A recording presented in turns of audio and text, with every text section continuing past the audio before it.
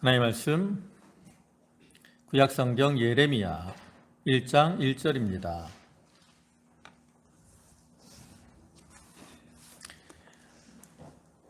예레미야 1장 1절 구약성경 페이지로는 1050쪽.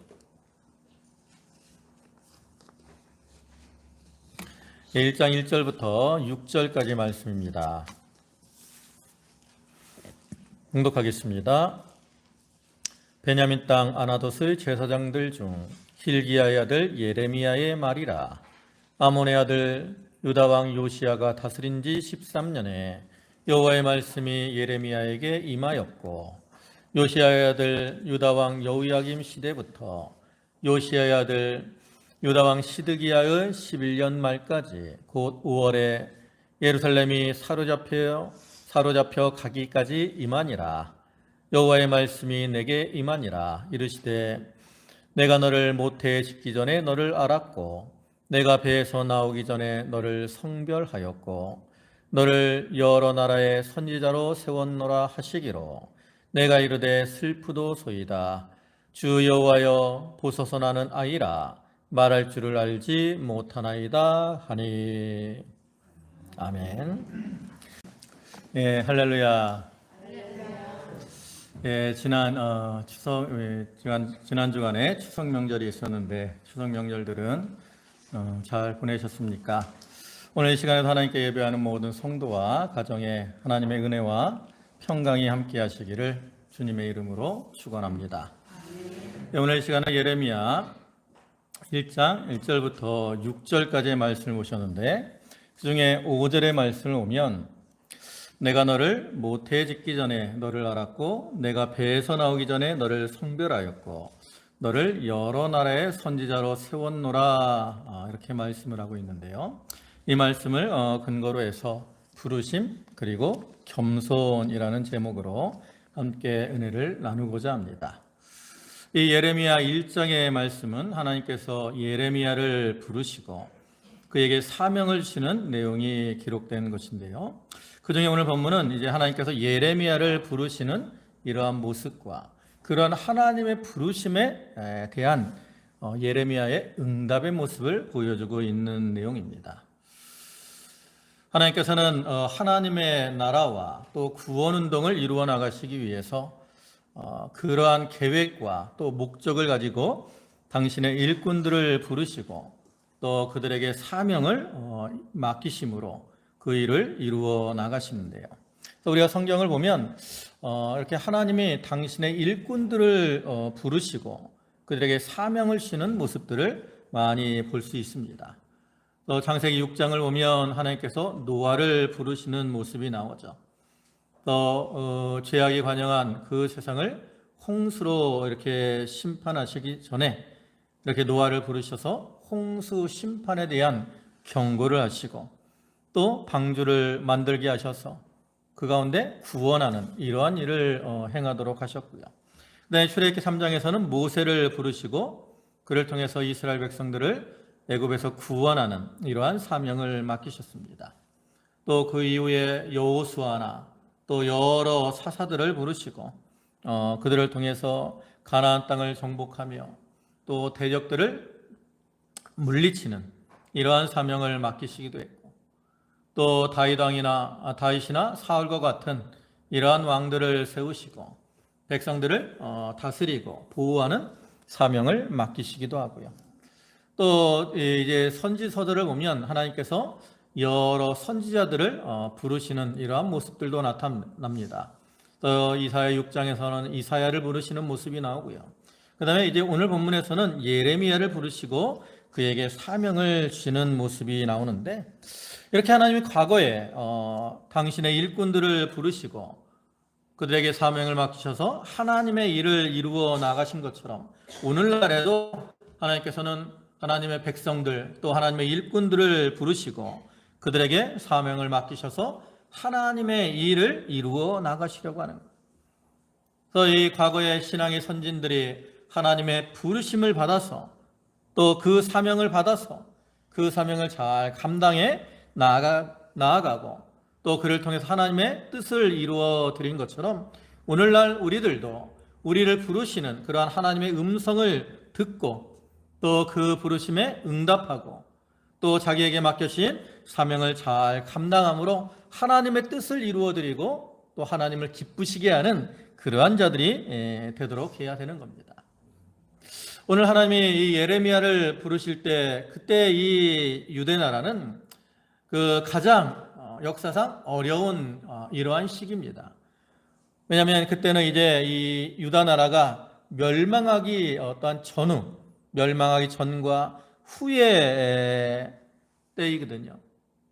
그래서 하나님은 그러한 때에 이 예레미야를 부르셔서 이 유다 백성들을 책망하시고 권고하심으로 회개를 촉구하는 이러한 일을 감당하도록 하셨습니다.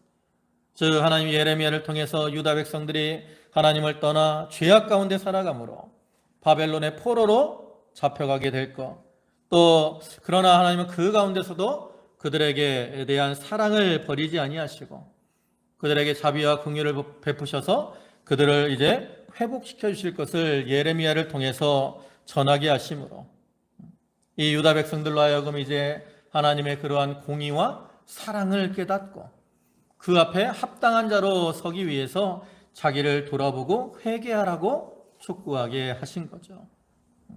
이러한 예레미야의 시대와 같이 오늘날 우리가 살아가는 이 시대도 참 사람들이 하나님보다 세상의 것을 더 사랑하고 의지하며 그로 인해 세상이 참 죄악과 여러 가지 어지럽고 혼란한 이러한 일들이 많은 시대입니다. 하나님이 이러한 시대에 우리 하나님의 백성들을 부르시고 우리를 통해서 하나님의 뜻을 이루어 나가고자 하시는데 우리는 그러한 하나님이 먼저 하나님께서 나를 불러주신 그러한 은혜를 우리가 좀 깨닫고 이 시간을 통해서 우리를 부르시는 그러한 하나님의 음성을 듣고 이제 예레미야와 같이 그 부르심에 응답하고 또 겸손히 엎드리는 그러한 자들이 다 되도록 해야 되겠습니다.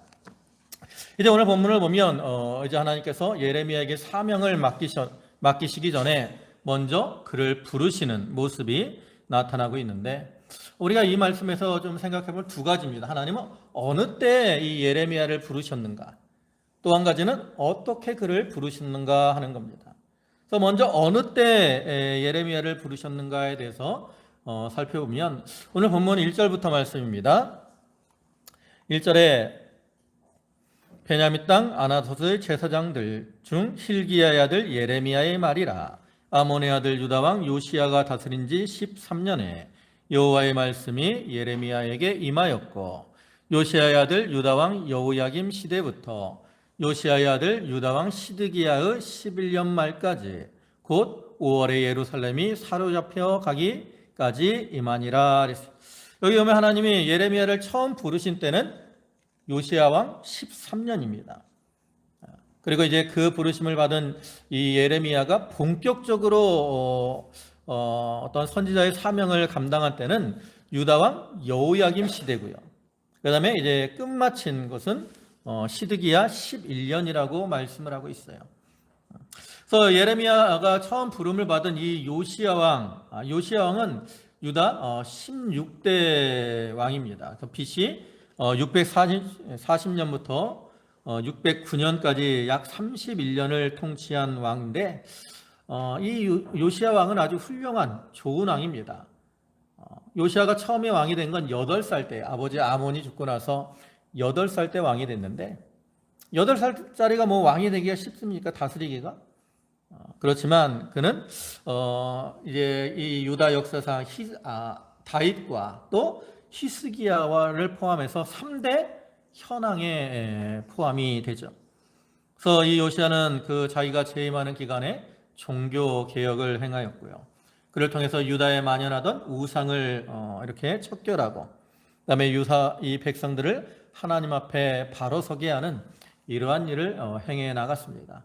그래서 그러한 유다 왕 요시야 왕 13년이니까 BC 627년이 그리고 이때 예레미야의 나이는 약 20살 정도로 추정이 됩니다. 그리고 이제 그가 사역을 마친 때가 이제 시드기야 11년이라고 말씀을 하고 있는데 시드기야 11년은 주전 586년이고요. 그때는 이제 이 유다 나라가 바벨론에 의해서 완전히 멸망을 당한 이러한 때입니다. 그러니까 이렇게 기록으로만 보면 예레미야가 이제 선지자로 활동한 시기는 40년 정도 되는데요. 실제로 이 예레미야는 이 유다 나라가 멸망한 이후에도 선지자로서의 사역을 더 감당해 나갔어요.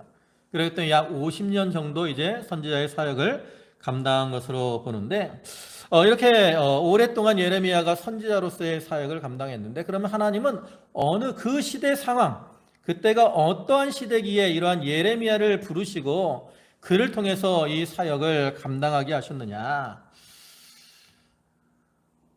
하나님께서 이 당신의 일꾼들을 부르실 때는 어떤 특별한 이유가 있거든요. 그러니까 그 시대상에 따라서 하나님의 필요한 일꾼들을 세우신다라는 거죠. 그럼 어느 시대에 하나님이 이제 당신의 일꾼들을 세우시느냐? 첫째로는 죄악이 관영한 이러한 때에 당신의 일꾼들을 불러서 세우십니다.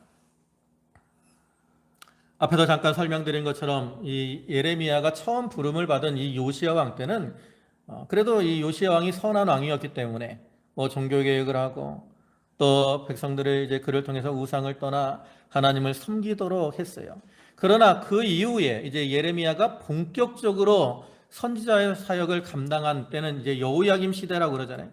근데 이 유다 왕 요시야 이후에 세워진 왕이 이제 4명이거든요. 멸망하기까지 4왕이 나옵니다. 그래서 여호아스, 여호야김, 여호야킨, 그다음에 시드기야. 근데 이 4왕 중에 3명은 요시야 왕의 아들이에요.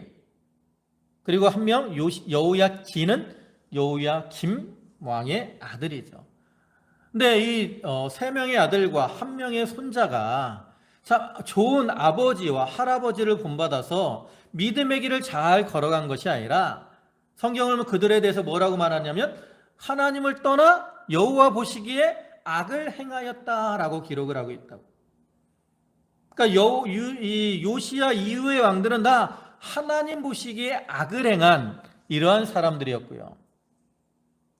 왕이 이렇게 악하게 행하니까 그 백성들도 다 하나님을 떠나 우상을 섬기고 또 참 선지자보다는 거짓 선지자들의 미혹을 받아서 자기들이 이렇게 죄악을 범하고 있으면서도 하나님의 심판을 받지 않고 평안할 것이다 라고 생각하고 있었다라는 거죠.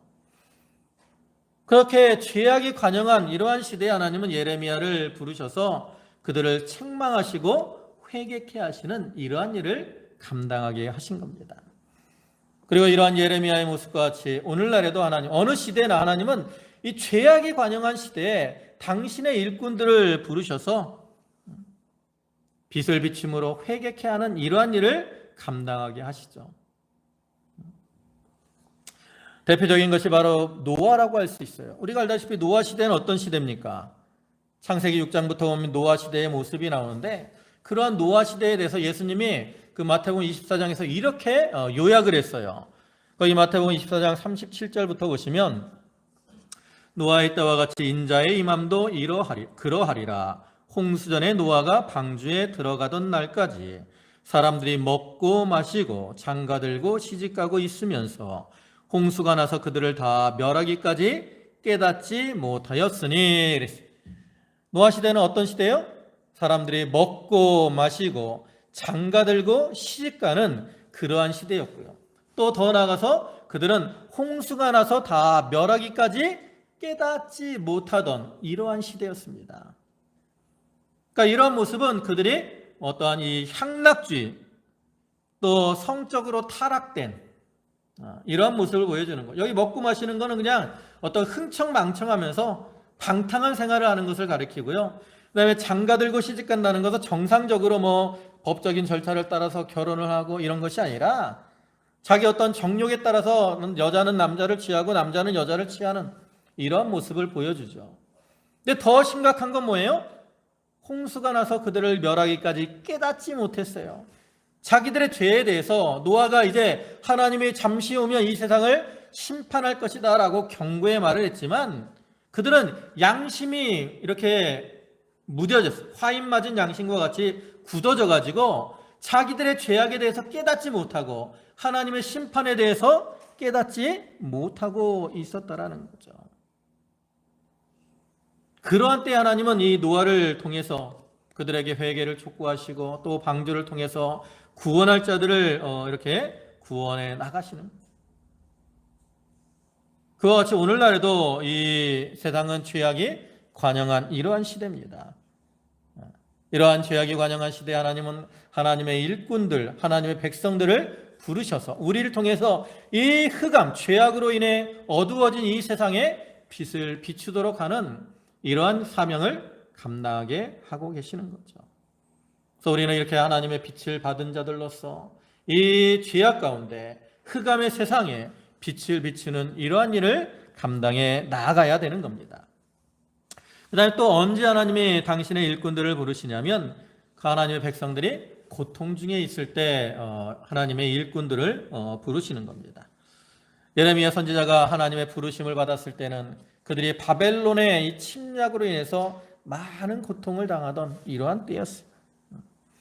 하나님이 이러한 고통의 때에 이제 당신의 일꾼들을 보내서 일을 하게 하시는데 이런 고통에 하나님의 일꾼들을 통해서 하시는 일은 두 가지 정도로 나타납니다. 하나는 뭐냐면 그 일꾼을 통해서 그 고통에서 건져내는, 구원하는 이러한 일을 하시죠.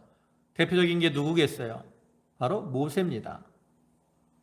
이스라엘 백성들이 야곱의 때에 이제 애굽에 내려갔고 그곳에서 400년을 보냈는데 초기에는 그들이 애굽에서 요셉을 하는 그 왕조 때는 아주 평안하게 대접받으면서 잘 지냈다고.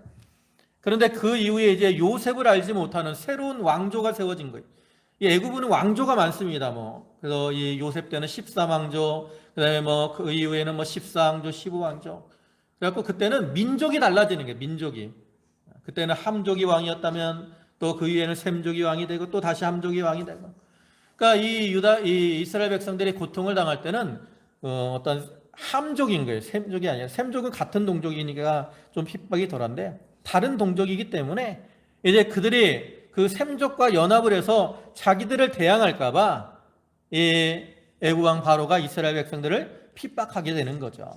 그래서 많은 이제 고역을 당하고 심지어는 아들을 낳으면 나일강에 던져 죽이라고 하는 그러한 이 명령을 내릴 정도로 큰 고통이 임한 그러한 때인데 하나님께서 그러한 때에 이제 모세를 이스라엘의 지도자로 세우시고 그 고통 가운데서 구원하는 이러한 일을 하게 하신 거예요.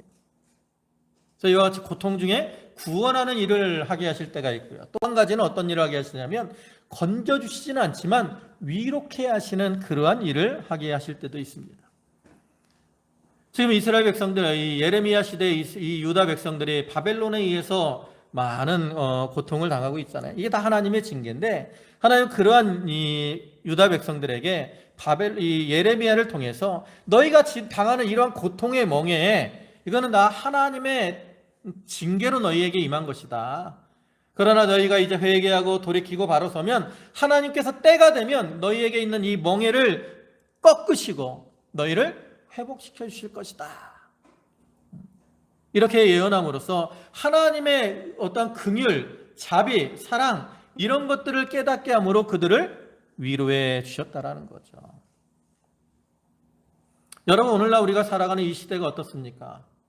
참으로 우리가 상상할 수 없는 많은 이 혼란한 일들이 일어나요. 예전에는 상상할 수 없었던 사회적으로도 묻지마 폭력을 행하고 우리가 상상할 수 없었던 그런 일들이 많이 일어나잖아요. 길 가다가 그냥 괜히 사람을 때리고 또 자기가 그렇다고 사람들을 찌르고 죽이고 또 학교 안에서도 학생들 간의 폭력 또 선생님들이 학생들을 괴롭게 하는 거 또 학생들의 부모가 선생님들을 괴롭게 하는 참 많은 고통과 괴로움이 있는 이러한 시대예요. 왜 그렇습니까? 이 시대는 참 사랑이 식어지고 자기를 사랑하는 이러한 이기주의 시대고 또 물질을 사랑하는 이러한 시대이기 때문에 고통이 임할 수밖에 없다고. 그러한 때에 하나님께서 우리를 부르셔서 하나님의 백성들을 통해서 이렇게 건져내고 또 위로케 하는 상처받은 자들을 싸매주고 위로케 하는 이러한 일을 감당하도록 하시는 거예요. 그래서 우리 하나님의 백성된 우리 하나님이 부르셔서 하나님의 백성이요 하나님의 일꾼된 우리들은 마땅히 고통 가운데 있는 사람들을 상처를 싸매주고 또 위로해주는 그러한 일을 감당할 수가 있어야 되는 거죠. 그다음 세 번째는 어떠한 때에 부르시냐면 선한 싸움을 싸우고 또 진리를 세워나가는 그러한 큰 일을 행해야 될 때 당신의 일꾼들을 또한 부르십니다. 우리가 알다시피 이스라엘 백성들이 애굽에서 나와서 이제 가나안 땅에 바로 들어갔어야 돼요. 그죠? 근데 그들은 가나안 땅에 바로 들어갔습니까? 그렇지 못해요. 그들은 가나안 땅을 앞에 두고 다시 발걸음을 돌려서 광야에서 40년을 방황해야 됐습니다. 왜 그랬습니까? 불순종으로 인했죠. 그리고 이제 그 이후에 40년이 지나서 이제 이스라엘 백성들이 가나안 땅을 앞에 두고 들어가야 되는데 그때 문제가 생겼어요. 뭐가? 모세가 죽을 때가 다 됐네? 아니, 모세가 그 훌륭한 이스라엘 백성들이 가장 훌륭한 지도자라고 하는 모세, 애굽에서 10가지 그 이적을 행하고 또 광야 생활 가운데 능력으로 그들을 인도했던 이 훌륭한 지도자인 모세가 어떻게 됐어요? 이제 죽을 때가 다 됐어요. 그 앞에는 이제 가나안 땅에 들어가서 그 땅을 정복해야 되는 아주 중요하고 큰 일이 놓여 있었는데 모세가 죽을 때가 다 됐다라는 거죠. 근데 하나님은 그때 또 누구를 세우십니까? 여호수아를 부르셔서 모세의 후계자로 세우시고 이제 그를 통해서 이스라엘 백성들을 거느리고 가나안 땅에 들어가서 그 땅을 정복하게 하는 이러한 일을 하게 하셨죠.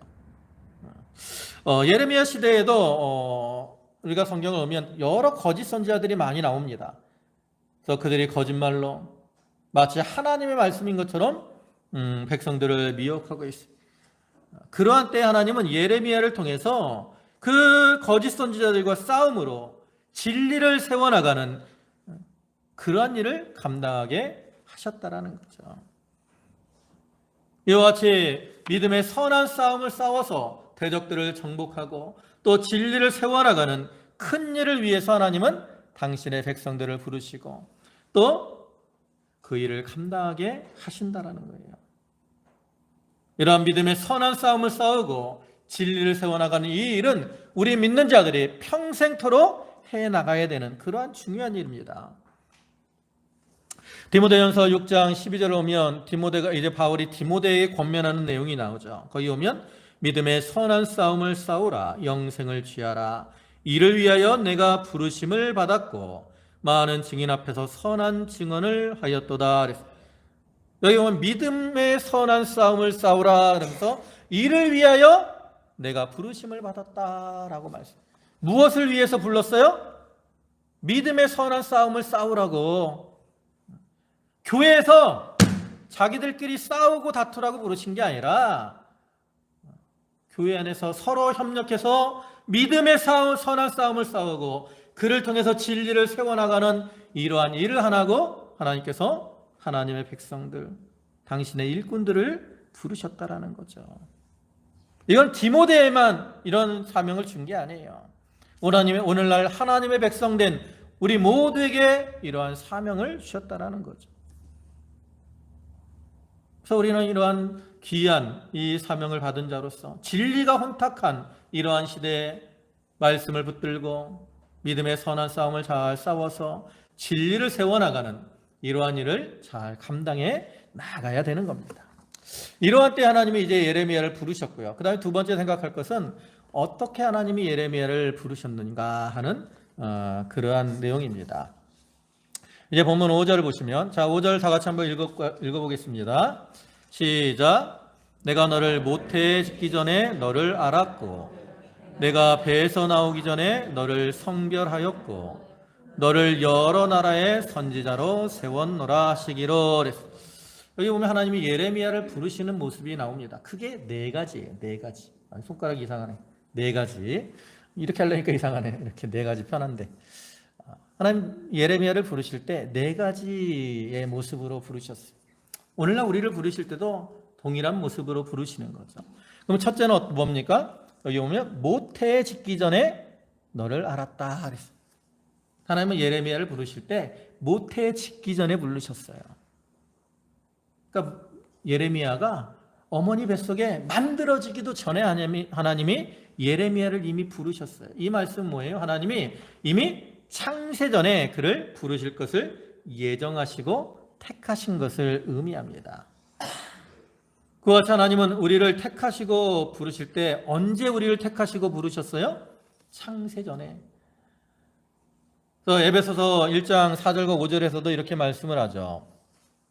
곧 창세전에 그리스도 안에서 우리를 택하사 우리로 사랑 안에서 그 앞에 거룩하고 흠이 없게 하시려고 그 기쁘신 뜻대로 우리를 예정하사 예수 그리스도로 말미암아 자기의 아들들이 되게 하셨으니, 여기서도 하나님이 창세전에 우리를 부르셨다 그랬어요. 그러면 하나님이 이렇게 모태에 짓기 전에 창세전에 우리를 부르셨다라는 말은 어떤 의미를 가지느냐, 이것도 한 두 가지 정도로 생각해 볼 수 있는데, 하나는 하나님이 우리를 부르신 것은 어떤 임시 방편으로 된 것이 아니라 하나님의 전적인 계획과 섭리를 따라 이루어진 거라는 거예요. 여러분, 우리가 성경을 보면 하나님이 특별히 사람들을 부르실 때 천사들을 통해서 알려주시는 내용을 볼 수 있죠.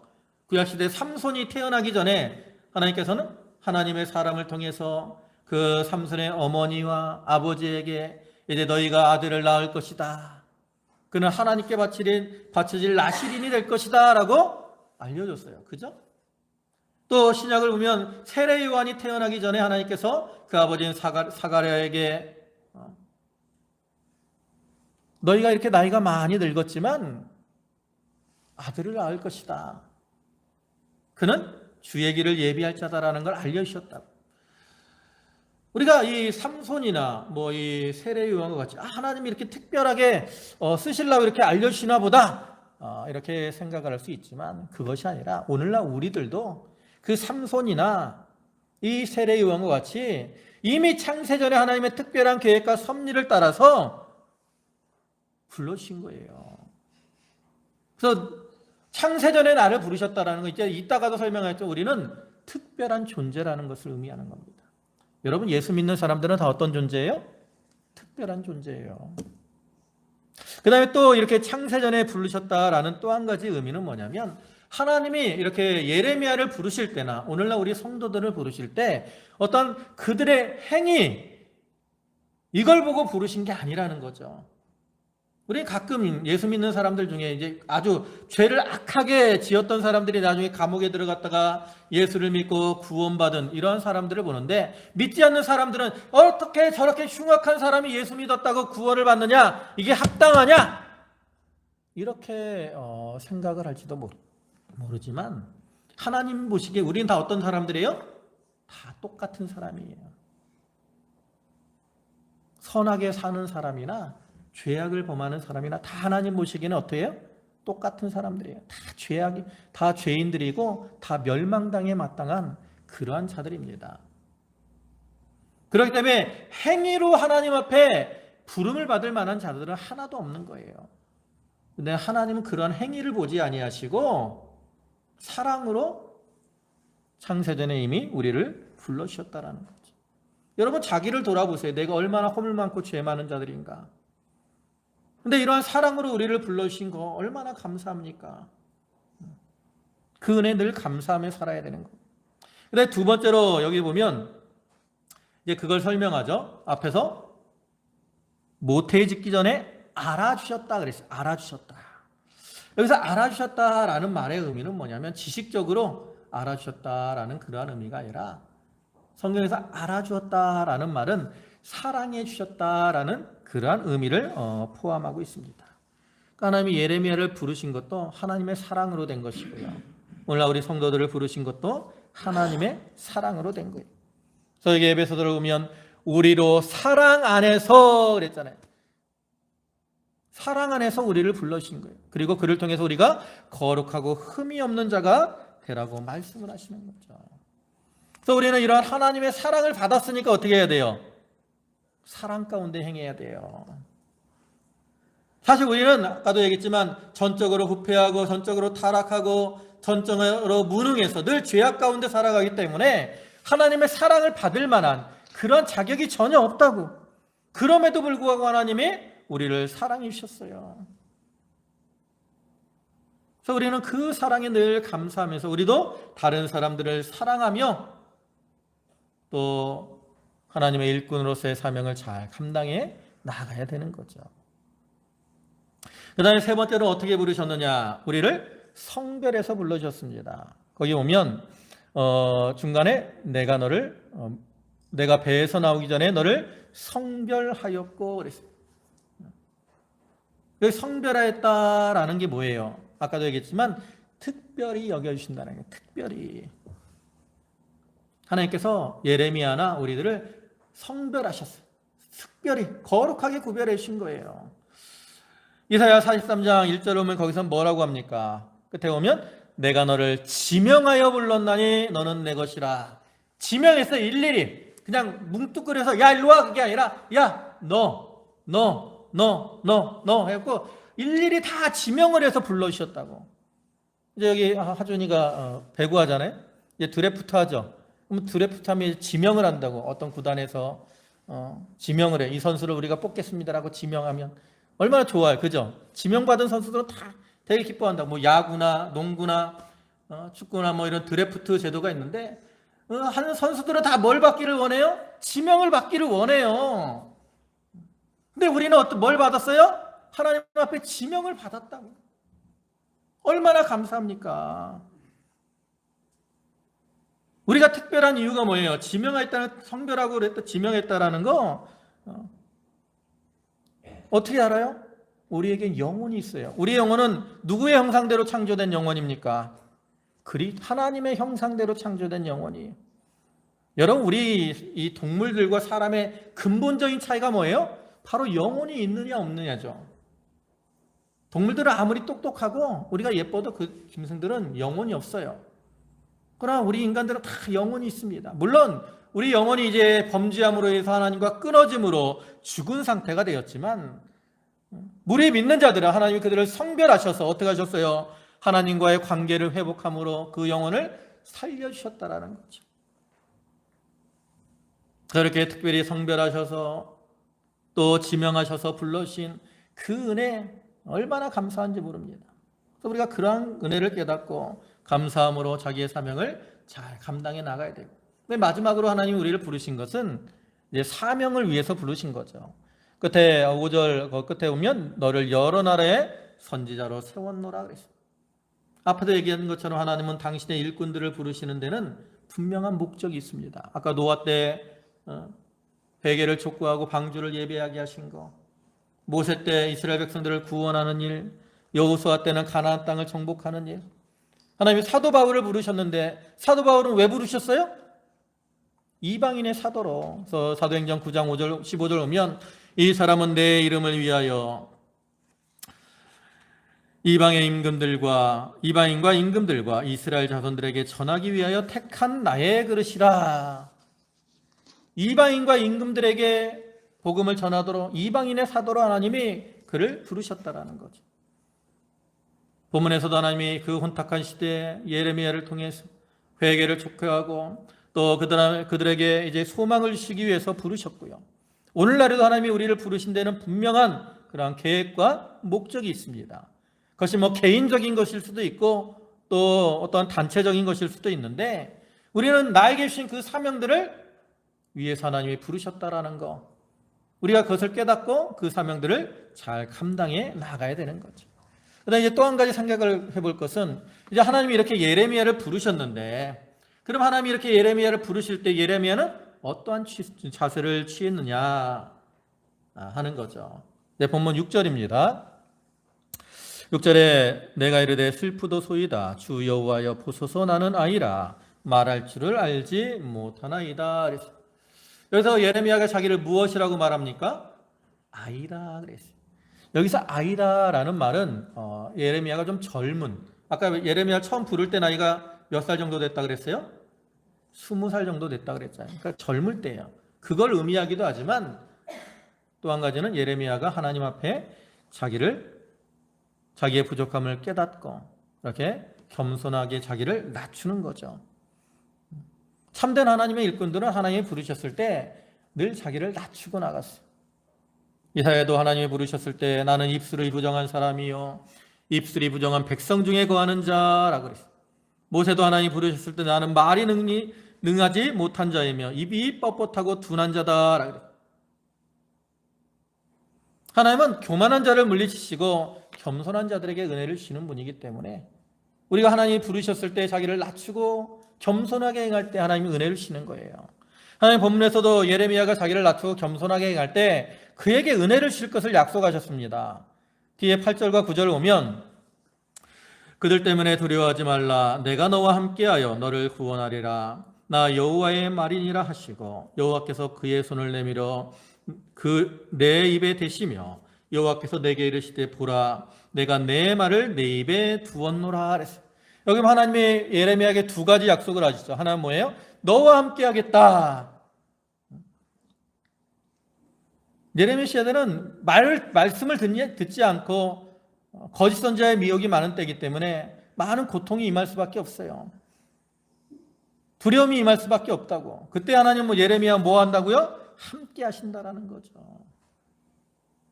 하나님은 겸손한 자와 함께 하십니다. 물론 하나님은 우리가 겸손하지 않아도 함께 하셔요. 근데 왜 우리가 그러한 은혜를 몰라요? 겸손하지 않은 자들은 하나님의 함께 하시는 걸 깨닫지 못해요. 누구 생각대로 살아가? 자기 생각대로 살아가요. 그러니까 하나님의 인도와 보호가 와도 자기가 거부하는 거예요. 그러나 겸손한 자들은 하나님이 인도하시고 보호하실 때 그 가운데 들어가기 때문에 거기서 위로와 힘을 얻게 되는 거죠.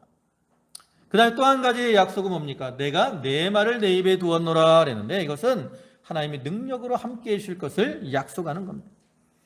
하나님은 항상 자기의 연약함을 깨닫고 겸손하게 하나님을 의지하는 자에게 능력으로 도와주시죠. 고린도후서 12장 10절에 여기 끝에 보면 뭐라 그럽니까? 이는 내가 약한 그때의 강함이라 그랬어요.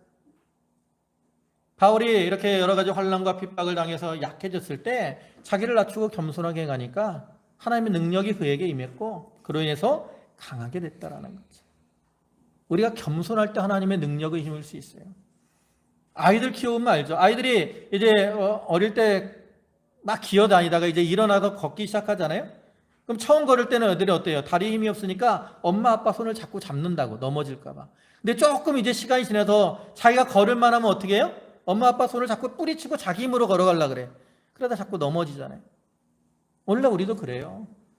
내 아이의 연약함을 깨닫고 하나님의 손을 붙잡아야 되는데 우리가 하나님의 손을 자꾸 뿌리치면 어떻게 돼요? 넘어지고 실족할 수밖에 없어요. 그러나 우리가 연약함을 깨닫고 하나님의 손을 잡으려고 하면 하나님이 붙들어 주셔서 넘어지지 않고 쓰러지지 않고 강하게 해 주시는 거죠.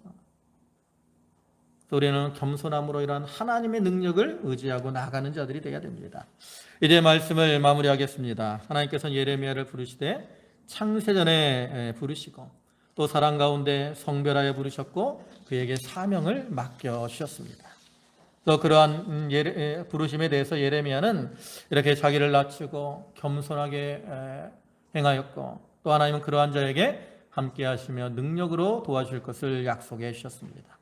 오늘날에도 하나님께서는 우리를 창세전에 사랑 가운데서 택하시고 또 성별하여 부르셔서 하나님의 자녀 삼으시고 각자에게 사명을 맡겨주셨는데 우리들도 그러한 하나님의 부르심에 대해서 예레미야와 같이 자기를 낮추고 겸손한 가운데 엎드리는 자가 되어야 됩니다. 그럼 하나님께서 예레미야에게 약속하신 것처럼 오늘날 우리에게도 함께 하시고 또한 능력으로 도와주실 겁니다. 이 시간 하나님께 부름받아 감사함으로 예배하는 모든 성도들에게 이러한 은혜와 축복이 함께 하시기를 주님의 이름으로 축원합니다. 아멘. 기도하시겠습니다. 만유의 주가 되시고 자비와 사랑과 긍휼이 풍성하신 주님 감사합니다. 아버지 하나님 저희들 연약하고 부족한 자들입니다. 아버지 하나님 그러나 하나님이 저희를 부르시되 참으로 모태에 짓기 전에 알아서 사랑 가운데 불러주시고 또 성별하셔서 귀한 사명을 위해 불러주셨사오니 감사합니다. 비록 연약하고 부족하지만 아버지 하나님 저희가 그 사명을 깨닫게 하시고 무엇보다 하나님 앞에 이렇게 자기를 낮추고 겸손한 가운데 엎드리는 그러한 자들 다 되게 하여 주시옵소서. 아버지 하나님 겸손한 자와 함께 하시고 능력으로 도와주시는 그러한 하나님의 은혜가 저희 가운데 함께하기를 간절히 소원하오니 주여 능력으로 역사하여 주시옵소서. 오늘도 귀한 주의를 허락하시고 저희를 불러주심에 감사를 드립니다. 저희 성도들 감사함으로 주님께 예물을 드렸사오니 바치는 손길과 심령을 기억하여 주시고 하늘의 신령한 것과 또 땅의 기름진 것으로 저들 가운데 충만케 채워 주시옵소서. 감사를 드리오며 예수님의 이름으로 기도 올리옵나이다. 아멘.